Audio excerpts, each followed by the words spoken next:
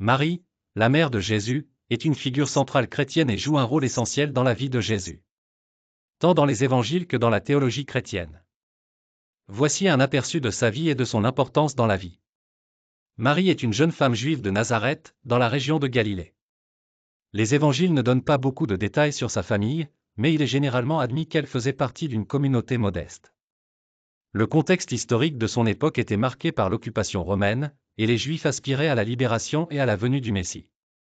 L'un des moments les plus significatifs de la vie de Marie est l'Annonciation, décrite dans l'Évangile selon Luc 1, 26-38.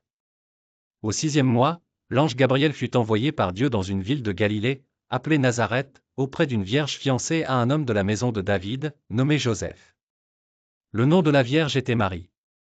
L'ange entra chez elle, et dit, « Je te salue, toi à qui une grâce a été faite, le Seigneur est avec toi. » Troublée par cette parole, Marie se demandait ce que pouvait signifier une telle salutation.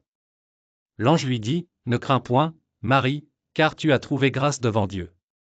Et voici, tu deviendras enceinte, et tu enfanteras un fils, et tu lui donneras le nom de Jésus. Il sera grand et sera appelé fils du Très-Haut, et le Seigneur Dieu lui donnera le trône de David, son père. Il régnera sur la maison de Jacob éternellement, et son règne n'aura point de fin. » Marie dit à l'ange, « Comment cela se fera-t-il, puisque je ne connais point d'homme ?»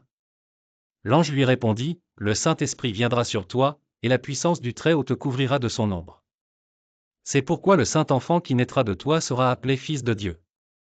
Voici, Élisabeth, ta parente, a conçu, elle aussi, un fils en sa vieillesse, et celle qui était appelée stérile est dans son 6e mois.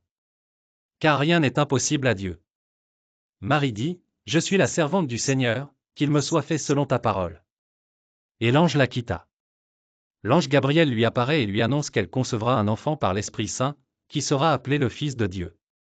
La réponse de Marie est empreinte de foi et d'humilité, « Je suis la servante du Seigneur, qu'il me soit fait selon ta parole. » Cette acceptation montre son engagement envers la volonté de Dieu. Après l'Annonciation, Marie se rend chez sa cousine Élisabeth, qui est enceinte de Jean-Baptiste. Dans ce contexte, Marie exprime sa joie dans le Magnificat, Luc 1, 46-55, Et Marie dit, « Mon âme exalte le Seigneur.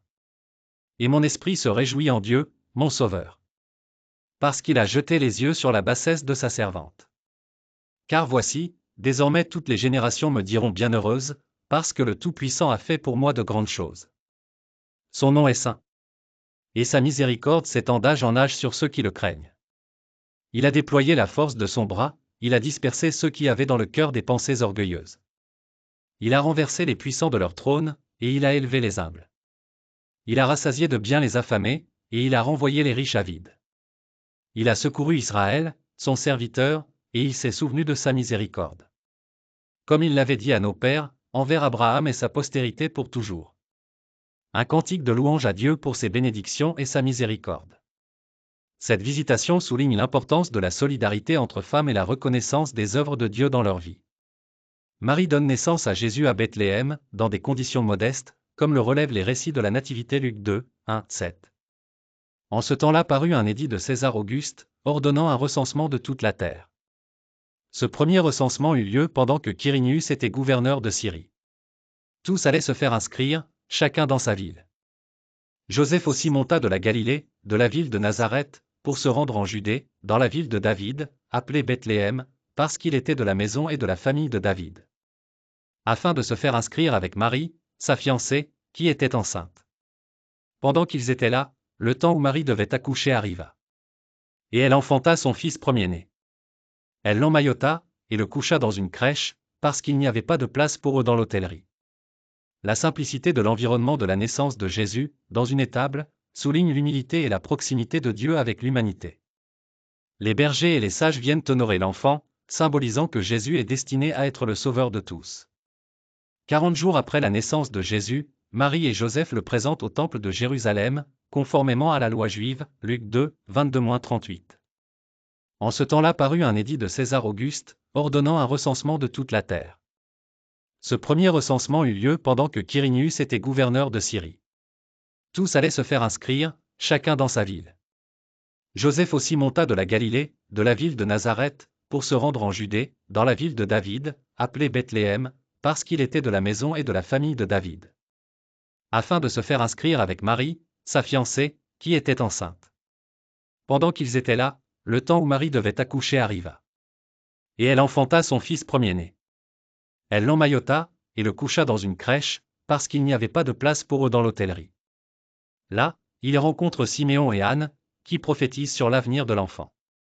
Siméon déclare que Jésus est destiné à être une lumière pour les nations, et il prédit que Marie sera touchée par une grande souffrance, ce qui préfigure les épreuves qu'elle vivra plus tard. Marie est présente tout au long de la vie de Jésus.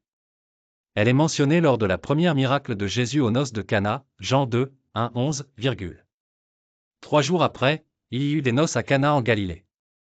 La mère de Jésus était là. Et Jésus fut aussi invité aux noces avec ses disciples. Le vin ayant manqué, la mère de Jésus lui dit, « Ils n'ont plus de vin. » Jésus lui répondit, « Femme, qu'y a-t-il entre moi et toi?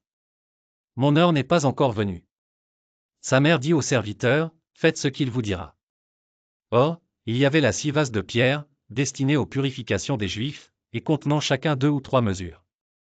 Jésus leur dit, « Remplissez d'eau ces vases. » Et ils les remplirent jusqu'au bord.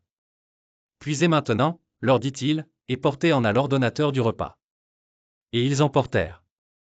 Quand l'ordonnateur du repas eut goûté l'eau changée en vin, ne sachant d'où venait ce vin, tandis que les serviteurs, qui avaient puisé l'eau, le savaient bien, il appela l'époux.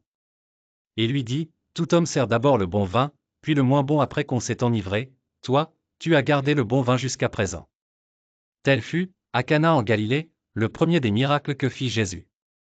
Il manifesta sa gloire, et ses disciples crurent en lui. La réponse de Marie et l'obéissance de Jésus illustrent l'importance de la foi dans l'interaction avec le divin. Dans Jean 19, 25-27, nous lisons, « Près de la croix de Jésus se tenait sa mère, la sœur de sa mère, Marie, femme de Clopas, et Marie-Madeleine. Jésus, donc, voyant sa mère et, à côté d'elle, le disciple qu'il aimait, dit à sa mère, « Femme, voici ton fils. » Puis il dit au disciple, « Voici ta mère. » Et depuis cette heure-là, le disciple l'a pris chez lui. L.S. Marie est décrite comme étant présente à un moment où la douleur est à son paroxysme. Sa présence au pied de la croix est profondément significative. Elle représente non seulement la douleur d'une mère qui voit son fils souffrir, mais aussi le sacrifice et la souffrance humaine. La croix, symbole de souffrance et de mort, devient un lieu de rencontre entre la douleur personnelle de Marie et le sacrifice universel de Jésus pour l'humanité. La souffrance de Marie est souvent sous-estimée dans les récits de la Passion. En étant témoin de la crucifixion, elle fait face à une douleur inimaginable. Son cœur de mère est déchiré en voyant son fils, innocent et sans péché, subir une humiliation et une agonie indescriptibles. La douleur qu'elle endure est à la fois physique et émotionnelle. Elle se souvient des promesses faites par l'ange Gabriel lors de l'Annonciation, ainsi que des prophéties sur la vie de Jésus. La souffrance de Marie est un reflet de la souffrance humaine face à l'injustice et à la perte. Dans ce moment de souffrance, Jésus, tout en étant en proie à une douleur intense, se tourne vers sa mère. Son attention à Marie, même alors qu'il souffre sur la croix, montre l'amour et la prévenance qu'il a pour elle. En lui confiant le disciple qu'il aimait, Jésus établit une nouvelle relation familiale qui transcende les liens de sang. Cela souligne la création d'une communauté de croyants, où chacun est appelé à prendre soin des autres, à aimer et à soutenir ceux qui souffrent. La crucifixion de Jésus, avec Marie au pied de la croix, est un puissant témoignage de l'amour inconditionnel. Jésus ne se contente pas de porter le poids des péchés du monde, il partage également la souffrance de sa mère. Ce moment illustre la dualité de la souffrance et de l'amour, où la douleur devient le terreau de la rédemption. La croix, symbole de mort, se transforme en symbole d'espoir et de résurrection. Marie, mentionnée parmi les disciples dans Actes 1h14, tous d'un commun accord persévéraient dans la prière, avec les femmes, et Marie, mère de Jésus, et avec les frères de Jésus. Ce verset représente un pont entre l'Ancien Testament et le Nouveau Testament, entre la maternité divine et la mission apostolique. Sa présence parmi les premiers croyants témoigne de son engagement, de sa foi inébranlable et de son rôle actif dans la communauté chrétienne. Elle incarne l'esprit d'attente et de prière, tout en soulignant l'importance de l'inclusion et de la participation de tous dans la vie de l'Église. Dans les jours qui suivent, alors que le Saint-Esprit descend sur les croyants, Marie est là, non seulement comme la mère de Jésus, mais comme une disciple fidèle et un modèle de foi pour tous. Marie, la mère de Jésus, est bien plus qu'un personnage historique, elle représente l'amour, la foi et l'engagement envers Dieu. Son parcours, de la jeune fille de Nazareth à la mère de l'Église, illustre la profondeur de la foi et la force d'un amour inconditionnel. Marie incarne l'espoir et la promesse de rédemption, et son rôle dans la vie de Jésus pour comprendre le message chrétien.